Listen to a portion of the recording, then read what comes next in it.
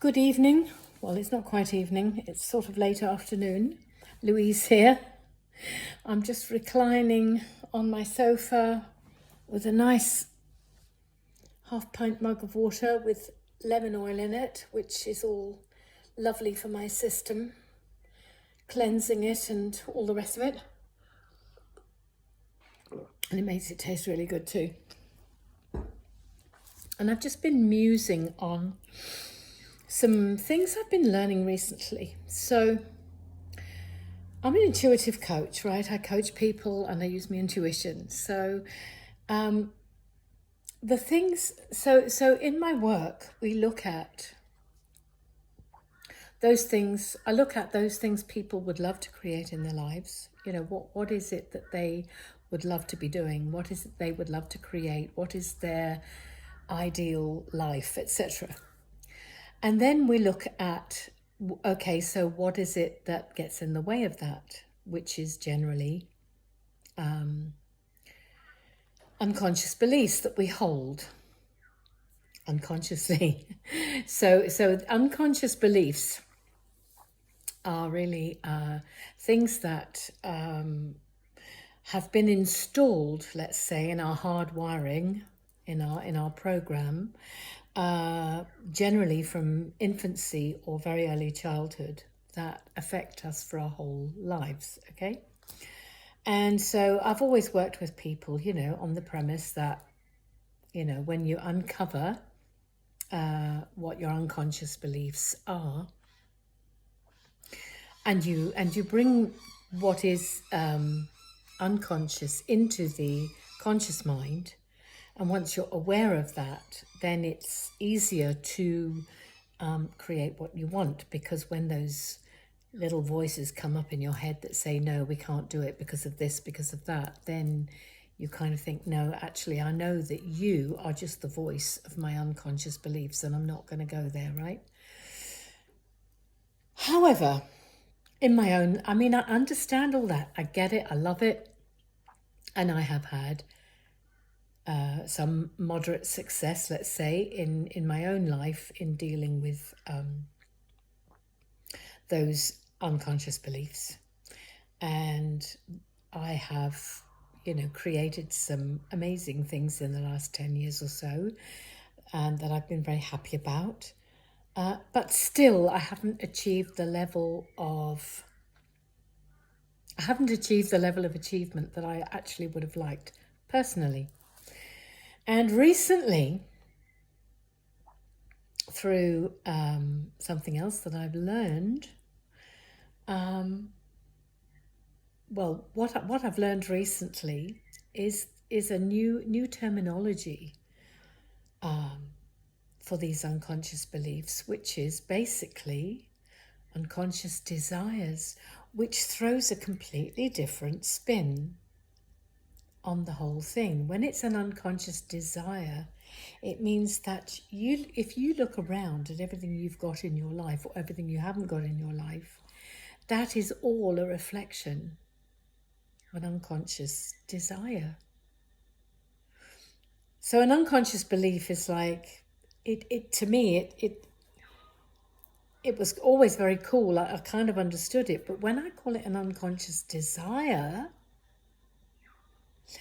it makes it more powerful and it makes it more understandable as to why it is so challenging for us to go against those voices in your head, those gremlins in your mind, that when you get this idea of something that you would love to create, and that voice of truth goes off and you go, wow, this is what I want to do. And then immediately the voices of those gremlins come up. They pop up their little ugly heads and they go, oh, no, that's not safe. We can't do that. It's not possible. Blah, blah, blah, blah, blah, blah, blah, blah, blah. And what we end up doing is talking ourselves out of it, because those little voices repeat. They go on and on and on. They don't just come up once and then bugger off.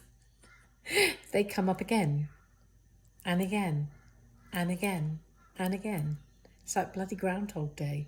It's like being on a hamster's wheel, just goes round and round and round and round. And what we do because of that is we manage to talk ourselves out of it. And we don't do it because of our health, because of circumstances, because of a husband might not like it, or our mother and father might not like it, or our partner or whatever might not like it, or, our children might not. Do you know what I mean? There's a million reasons you can give yourself why you haven't done the thing that you really want to do. A million. And those voices are just coming from a place of when we were little, we were wounded. And in order to not be wounded, we talk ourselves out of going for things that are true for us, that we hold in our hearts as important. We talk ourselves out of it because when we were little and open and vulnerable and enthralled with the world and completely in our hearts, something's happened that's gone boom. And we close off and we go, no, we're not going there again. We're not going to be hurt by that again. There's no fucking way, I'm going to go there and let that happen. And I understood that from the point of view of unconscious beliefs. Yes, it's a belief I hold. But when I call it an unconscious desire, it's like, oh my fucking God, it makes so much more sense. It makes me go, oh, if it's an unconscious desire that's overriding my heart's desire, that's no good, is it? It's no good. When you call it an unconscious desire, you realize how much more power that holds. If I call it, that's what it is. It's like when I call it an unconscious belief, it's like, oh yeah, it's an unconscious belief. But when I call it an unconscious desire, it's like, oh, it's powerful. It is actually powerful. It's a powerful unconscious belief. Excuse me, I've got an itchy nose. I'm not picking it. It's itchy. It's powerful. An unconscious desire. So basically, you can tell what your unconscious desires are from just looking around you in your life to see what you've got and what you haven't got. For me, I look at my house I'm renting a house. I don't own it. I would love to have my own house, but I don't have it. So my unconscious desire is not to have my own house. I'm not in a relationship. I would love to be in a relationship in my heart. But my unconscious desire is not to go there again, not to be hurt anymore, not to have that happen to me. It's magic. It's, it's like I look around at everything. I've got an old car. Of course, self-conscious mind says, I'd love a new car. My unconscious desire is, I want an old car, because that reflects to me my lack of worth that is actually buried within me. My own lack of self-worth. It's just like, ooh, I'm looking around at everything I've got in my life and going, or haven't got, and going, okay, this kind of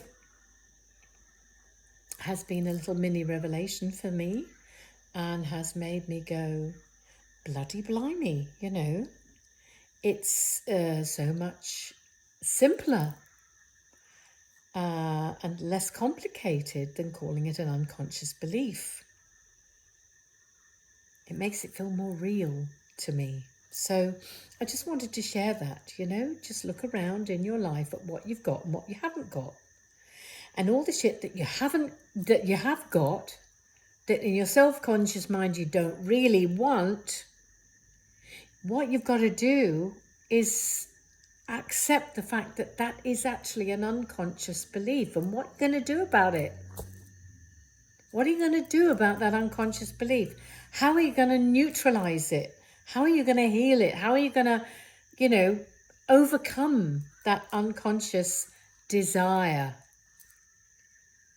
And I think